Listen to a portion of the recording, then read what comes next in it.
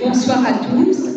Je remercie le comité scientifique de l'ESTEMERA de me faire l'honneur de parler d'un sujet qui me passionne beaucoup, qui est la pneumopathie d'hypersensibilité. Merci. Nous allons voir les actualités. Alors, la pneumopathie d'hypersensibilité, ou PHS, est définie par une réaction immunologique qui est aberrante, et ce, suite à une exposition à un agent identifié ou non identifié, et ceci chez des individus préalablement prédisposés. Donc, c'est la première frappe. La seconde frappe étant le fait d'être exposé éventuellement à un antigène. Ceci va engendrer une pneumopathie infiltrante diffuse qui peut évoluer vers la fibrose pulmonaire. Ceci est la définition la plus commune, mais en fait, la définition n'est pas la même chez tout le monde et plusieurs existent.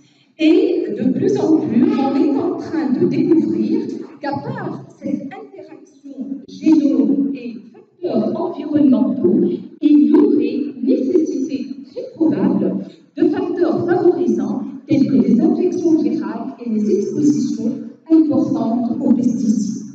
Et comme ça a été très bien dit auparavant par les consoeurs, la PHS est divisée actuellement en PHS non fibrosante et en PHS fibrosante. Alors, l'incidence exacte de la maladie demeure encore non certaine, et ceci à cause de 3 éléments essentiels. Tout d'abord, parce qu'elle varie d'un pays à l'autre, et ceci vu que l'exposition antigénique n'est pas la même d'un pays à l'autre, et il y a même des PHS qui n'existent que dans certains pays. Deuxièmement, parce que, comme je viens de le dire, il n'y a pas de consensus de définition de la maladie. Et troisièmement, parce que plusieurs fois, nous sommes encore incapables de détecter l'antigène en cause, si bien que nous faisons un diagnostic erroné de PID d'autres étiologies, alors que c'est une PHS, et ceci est particulièrement vrai dans les formes fibrosantes. Et puis, la proportion des PHS est très variable par rapport aux autres PID d'une série à l'autre. Vous voyez que ça varie de 2% à 47%. Alors, la Société américaine des maladies thoraciques a émis en 2020 des guidelines, et déjà, elle commence par dire que la PHS doit être considérée dans tout diagnostic différentiel des PID nouvellement émis. Et puis, concernant les éventuels agents en cause, l'APS dit que pour les dans ces guidelines, que pour les patients ayant une PID nouvellement diagnostiquée et dont le diagnostic différentiel inclut la PHS, qu'elle soit fibrosante ou non, le comité n'émet ni de recommandations, ni de suggestions pour ou contre l'utilisation d'un questionnaire spécifique pour identifier les agents responsables potentiels de la maladie. Et pour les patients ayant une PHS non fibrosante ou non, le comité suggère de réaliser le dosage des IgG stériles qui visent les antigènes potentiels associés à la maladie. Et c'est une simple suggestion avec une très faible confiance pour les effets estimés. Alors, comment nous allons nous y prendre face à la panoplie d'examens paracliniques visant à faire le diagnostic? Là, avant cela, je tiens aussi à vous dire que le CHEST, c'est des recommandations américaines également, a émis un an après des recommandations concernant la suspicion diagnostique de la maladie. Et ça, c'est un peu différent des recommandations antérieures. Le CHEST dit que pour les patients ayant une suspicion de la maladie, on suggère de rassembler une histoire clinique minutieuse d'exposition, focalisée sur l'établissement d'une relation de cause à effet entre le type, l'importance et la relation temporelle entre l'exposition et les symptômes. Et puis, pour les patients ayant une suspicion de la maladie, si une exposition à un antigène en cause est identifiée, on suggère de tenir compte de l'amélioration clinique suite à l'éviction de l'antigène pour appuyer le diagnostic. Par contre, il ne faut pas compter entièrement sur l'absence de l'amélioration clinique suite à l'éviction de cet antigène pour refuter le diagnostic. Et là, la recommandation reste toujours faible avec un très faible niveau d'évidence. Et le GES recommande également de ne pas compter entièrement sur les IgG spécifiques ou sur les IgA pour confirmer ou infirmer le diagnostic. Donc là, ils insistent encore plus sur la clinique pour faire le diagnostic.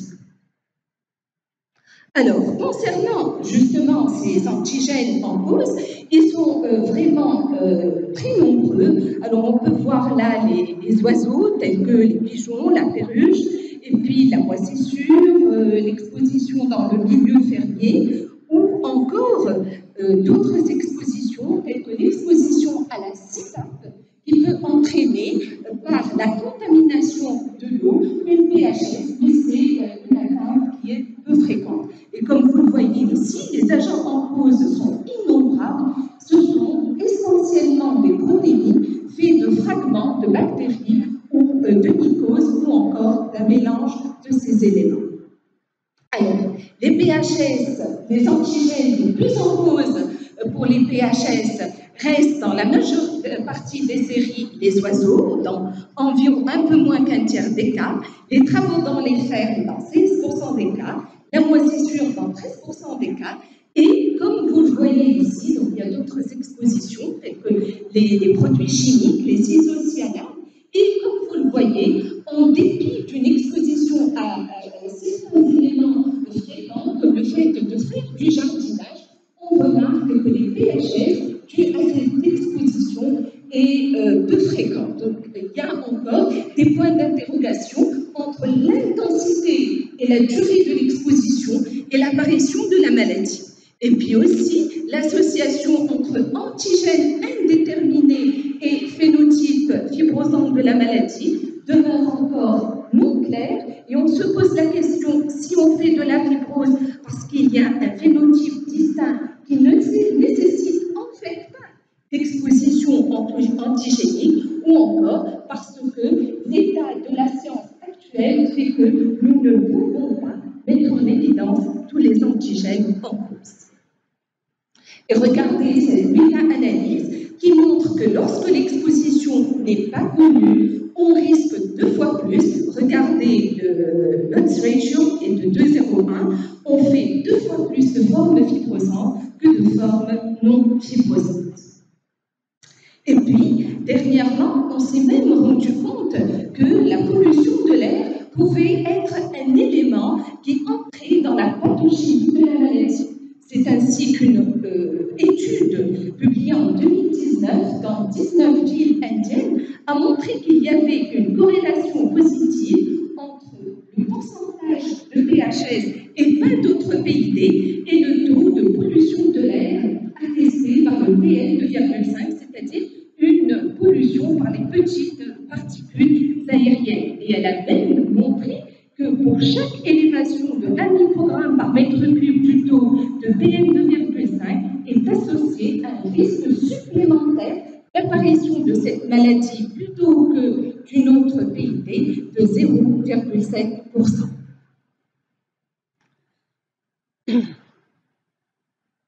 Alors, concernant maintenant la panoplie des examens paracliniques qui vont nous servir pour faire le diagnostic de la maladie. Là, l'ATS a émis des recommandations et elle dit que si face à une PID qu'on vient de diagnostiquer quand on pense à la PHS, eh ben, elle recommande de réaliser un LBA, un lavage bronchiolo-alvéolaire avec analyse des lymphocytes chaque fois que nous sommes face à une maladie non fibrosante. Et ceci est encore une fois avec une faible confiance pour les effets instimes. Cependant, lorsque la PHS est fibrosante, l'ATS n'émet qu'une suggestion.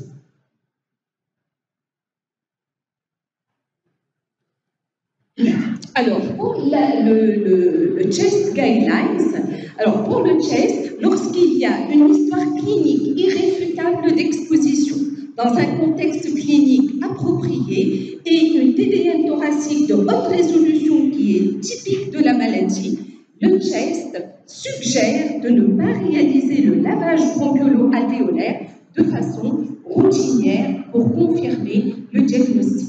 Et là encore, ça reste une faible recommandation. Alors, concernant la biopsie transbronchique, l'ATS recommande pour les PHS non fibrosantes, c'est une simple suggestion en fait, de réaliser une biopsie transbronchique. Et quand on est face à une PHS qui est fibrosante, l'ATS n'émet ni de recommandation ni de suggestion pour réaliser cet examen paraclinique. Alors, quant à la cryobiopsie, en cas de PHS non fibrosante, il n'y a pas d'émission de recommandation ni de suggestion. Par contre, lorsque la PHS est fibrosante, l'ATS suggère de réaliser cette cryobiopsie et vous voyez toujours le niveau d'évidence qui est encore bas. Et quand il y a eu une étude récente en vie réelle qui a confronté les résultats de ces deux types de recommandations américaines et qui a montré qu'elles n'étaient pas du tout, qu'elles n'aboutissaient pas au même degré de confiance pour faire le diagnostic de la maladie. Alors, concernant la biopsie pulmonaire chirurgicale, l'ATS dit que lorsque la PHS est non fibrosante ou fibrosante, elle suggère de réaliser cet examen, mais avec un bémol, évidemment, uniquement lorsque les options diagnostiques ont été épuisées. C'est une simple suggestion et on est encore vers les niveaux très faibles d'évidence. Alors, face à tout ça, donc comment s'y prendre en fait pour poser le diagnostic du PHS possible face à une pneumopathie infiltrante diffuse à la radiographie du thorax. L'ATS recommande de voir ce que le patient présente comme exposition environnementale, de réaliser évidemment un scanner thoracique de haute résolution qui va être la pierre angulaire du raisonnement, et puis de réaliser un lavage bronchiolo-alvéolaire avec un comptage des lymphocytes, et puis réaliser ou pas, selon le cas, une biopsie transbronchique. Alors, deux cas de figure peuvent se présenter, ou bien que l'exposition est identifiée, que le scanner est typique, et que le lavage bronchiolo-alvéolaire présente un taux élevé de lymphocytes. À ce moment, le dossier doit être malgré cela présenté en centre multidisciplinaire qui décrétera le diagnostic avec un haut niveau de confiance. Par contre, dans toutes les autres combinaisons, des examens paracliniques qu'on vient de citer, le diagnostic devient non clair et à ce moment, il convient de revenir en arrière vers l'exposition parce que ces expositions peuvent être vraiment cachées, peuvent être subtiles, et de passer évidemment au stade multidisciplinaire qui soit va combiner toutes ces données pour dire que le diagnostic est posé avec certitude, et on va voir comment, ou bien il va demander une biopsie, une cryobiopsie ou une biopsie pulmonaire chirurgicale.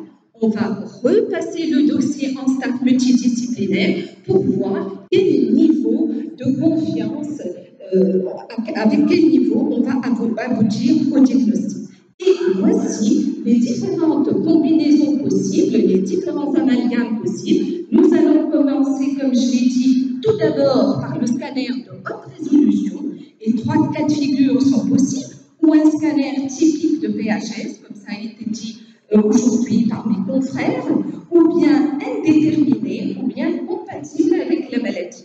Nous allons voir également l'exposition, le lavage bronchiolo-alvéolaire avec comptage des lymphocytes et les différentes données de l'anatomopathologie, si c'est le diagnostic est typique, compatible ou encore indéterminé.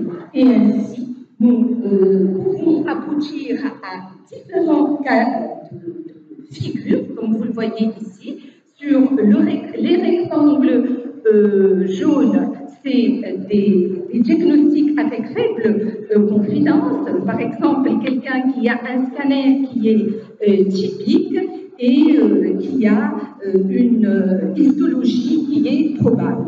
Ou encore, un diagnostic avec un niveau de confiance modéré, ce sont les carrés vert pâle. Le vert moyen, c'est haute confidence et le vert sombre, ça va être un diagnostic définitif avec certitude, tel qu'un patient qui aurait un scanner dont l'aspect est indéterminé, mais qui présente à l'anatomie pathologique un aspect anatomopathologique certain. Alors, concernant le traitement maintenant, regardez cette étude de 2019 qui montre sous corticothérapie, ce sont les malades de la courbe rouge, ces malades n'ont pas de différence de survie selon qu'ils aient été traités par corticoïdes ou pas. Par contre, lorsqu'on va dans le phénotype de la maladie, et d'où l'intérêt justement de scinder cette maladie en forme fibrosante ou pas, nous remarquons que dans les formes fibrosantes, il y a au contraire une tendance à une survie qui est écourtée sous corticoïdes, et ceci à l'image de la fibrose pulmonaire idiopathique, justement parce que les mécanismes physiopathologiques et éthiopathogéniques de ces deux maladies se ressemblent. Alors, sous corticoïdes, vous voyez donc les deux premières courbes, ce sont les malades qui ont une PHS non fibrosante. Ces malades vont avoir une capacité vitale forcée et une DLCO qui vont augmenter. Par contre, dans les formes fibrosantes, la corticothérapie ne fait rien concernant ces deux données spirométriques. Ces deux données spirométriques et de la DLCO fonctionnelle.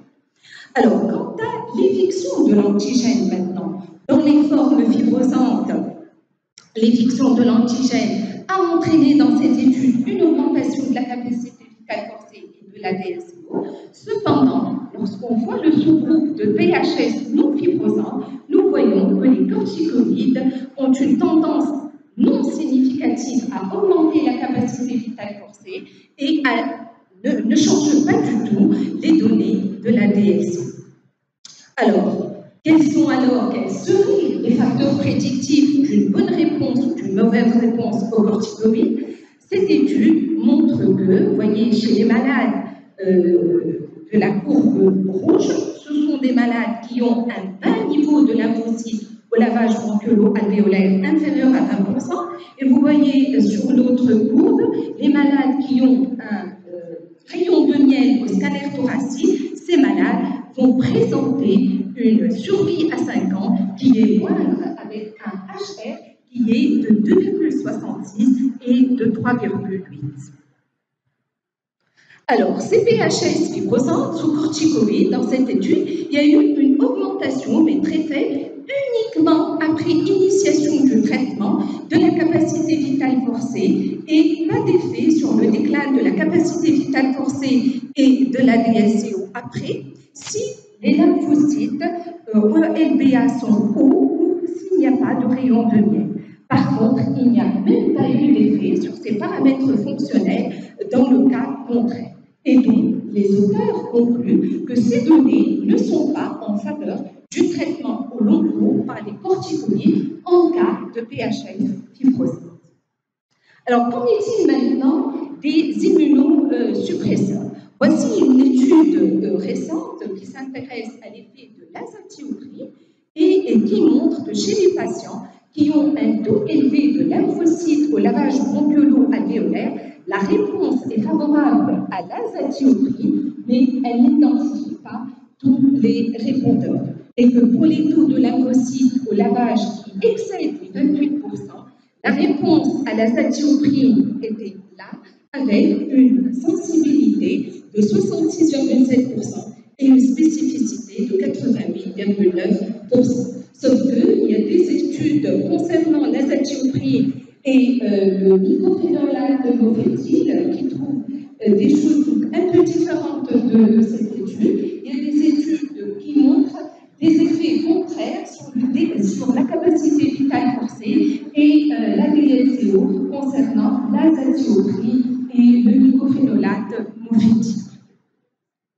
Alors, quant au rituximab, c'est un anti-CD20 qui va dépléter les lymphocytes B qui entrent dans la pathogénie de la maladie. Cette étude montre que sous rituximab, la capacité vitale forcée a été stable à 6 mois de traitement, mais la moyenne a été stable, mais elle a augmenté chez 35% des patients. Mais le déclin de la maladie avant et après mise sous traitement a été significativement modifié, le traitement diminuant le déclin de la maladie. La DLCO moyenne, elle aussi, après traitement, a été stable, mais a augmenté chez 63% des patients. Et grâce à cet anti-CTP, il y a eu une diminution de la dose journalière de corticoïdes de façon significative. Alors, quant aux antifibrosants, alors voici une étude de 2020 qui est une étude de sous-groupe de l'étude INVERT. C'est une étude randomisée contrôlée, donc contrairement à toutes les études que j'ai citées, les études concernant la corticothérapie, les immunosuppresseurs, l'anti-CD8 sont quasiment toutes rétrospectives. C'est des études statistiquement pas très importantes puisqu'elles sont déjà rétrospectives. Par contre, cette étude est une étude qui est prospective, randomisée, contrôlée en double aveugle, et elle a montré que dans le sous-groupe nintedanib, notamment dans le sous-groupe PHS, le nintedanib a diminué la vitesse de déclin annuel de la capacité vitale forcée et qu'il n'y avait pas de différence entre le groupe PHS qui avait un aspect au scanner UIP-like et les patients qui avaient une PHS fibrosante d'un autre aspect. Alors, concernant la pyrphénidone, voici ce que montre l'étude RELIEF. L'étude RELIEF également a montré que les patients qui ont été traités par la pyrphénidone, les patients en vert, en bleu, ont montré une diminution de la vitesse du déclin de la capacité vitale forcée à 48 semaines de traitement.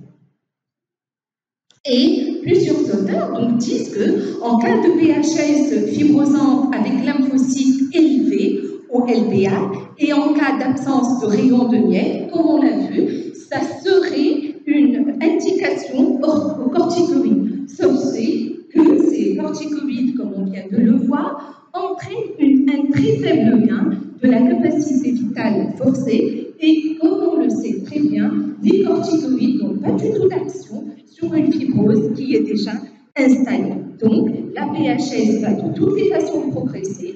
La PHS progressant va nous indiquer les antifibrosants et donc, finalement, est-ce que les corticoïdes ne vont pas faire que retarder la mise des patients sous antifibrosants? Alors, toujours dans le cadre du traitement, voici une étude qui date de quelques mois uniquement et qui montre que les patients qui avaient une PHS, bon ici ils disent chronique puisque c'est une étude faite avant la classification, donc c'est en gros des PHS fibrosantes, et bien ces malades ont autant de risques de faire une maladie veineuse thromboembolique en cas de fibrose pulmonaire idiopathique, et ce risque n'est pas minime, il est de 7 par 1000 personnes années, et alors que ces patients sont plus jeunes et ont moins de comorbidité que les patients ayant une fibrose pulmonaire idiopathique. Donc on se demande si on ne devrait pas tenir vraiment compte de cette donnée, notamment pour l'anticoagulation préventive de ces malades, surtout surtout lorsqu'ils sont hospitalisés et en exacerbation. Alors, les facteurs de risque maintenant de mortalité, alors ils sont multiples. Il y a des facteurs qu'on peut modifier à l'état de base, des facteurs qu'on ne peut pas modifier et des facteurs qui sont liés au traitement. Les facteurs de risque de mortalité étant l'âge avancé, le sexe masculin, la prédisposition génétique avec des télomères qui sont courts, le polymorphisme d'un certain haplotype du gène LUK5P, et puis l'augmentation du taux sérique de la protéine YKL40 et d'une protéine des cellules inflammatoires sécrétées également par des cellules alvéolaires. Il y a aussi l'hypertension pulmonaire qui est un facteur de risque de mortalité, et on vient de découvrir là que l'association de la maladie à la fibroélastose pleuroparenchymateuse était un facteur de risque de mortalité. Il y a aussi des malades qui font des anticorps, des auto-anticorps sans maladie, je vais bientôt finir, sans maladie auto-immune. C'est un facteur de risque de mortalité, à part le fait d'être encore exposé à l'antigène, le fait d'avoir des paramètres spirométriques et plétismographiques perturbés, et le fait d'avoir de la fibrose à la radio ou à l'histologie. Certaines expositions sont également de meilleurs pronostics, telles que l'exposition aux oiseaux par rapport à la moisissure, et puis les exacerbations, c'est des facteurs de risque de mortalité, et parmi tous les facteurs de risque de mortalité de PHS fibrosant, en études multivariées, on ne garde que l'exacerbation aiguë dans cette étude avec un HR qui est à 8,64. Et donc, en conclusion, je dirais que la PHS pose encore des problèmes diagnostiques malgré les guidelines, parce qu'aucune caractéristique individuelle n'est ni suffisante isolément ni obligatoire. L'agent causal n'est pas toujours trouvé. Plusieurs guidelines existent, mais ils ne sont pas unanimes, et il y a plus un niveau d'évidence qui est faible. Les études, beaucoup d'études, surtout les études concernant le traitement, mais aussi le diagnostic, sont parfois discordantes. L'approche thérapeutique ne s'appuie le plus souvent pas sur des consensus ni des guidelines, mais sur des études rétrospectives et des cas cliniques. Et ce sont les antifibrosants qui vont nous apporter très probablement un espoir thérapeutique, surtout pour les formes fibrosées. Et je vous remercie de m'avoir entendu.